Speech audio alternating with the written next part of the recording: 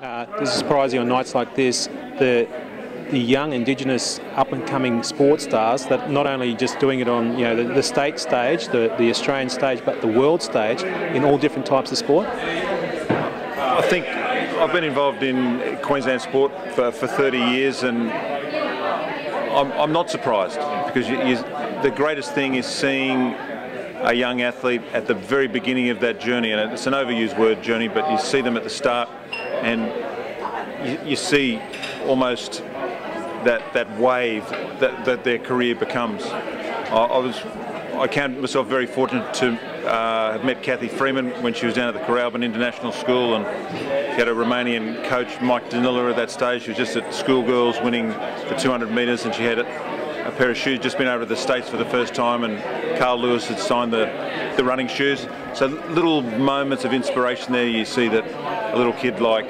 Cathy getting that, and to hear for the first time about Darby McCarthy looking after Cathy on weekends when she was just trying to make it in those early stages in Toowoomba. They're fantastic stories. I love hearing about the way kids get starts and make something of it. That's the thing, you get a start, but make something of it.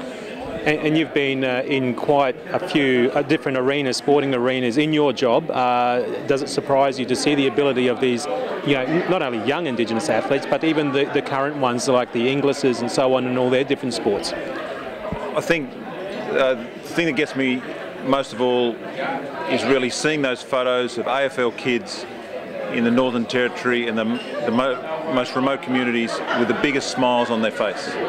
And it's sheer enjoyment at the most basic level, just a shearing in their hand, or a rugby league ball, or a Gilbert Union ball, just the way, the dexterity, just flipping it around and having fun.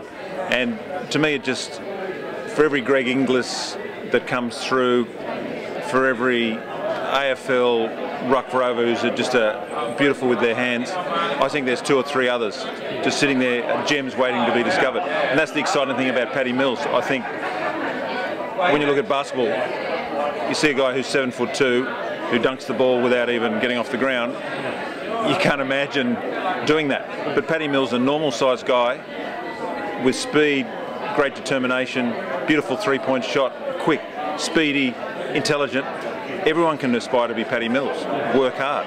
So that's a fantastic thing for Australian sport, and for Indigenous kids to see Paddy Mills do well, and to think that you're seeing kids coming through who can have Paddy now as a role model. That's brilliant. John Maynard's just brought out a book about Aboriginal jockeys, and I was surprised how many were in there and how many wins that they've had in their careers. Yeah, true. Frank Ray's 1973 Melbourne Cup winner. Bang. That's a milestone in Australian sport. Darby McCarthy talks of winning his 3 Stradbrokes without even being recognised as an Australian at that point, before the referendum. I mean, that's amazing history changing in front of our very eyes, and I think that's something all Australians can get behind and support.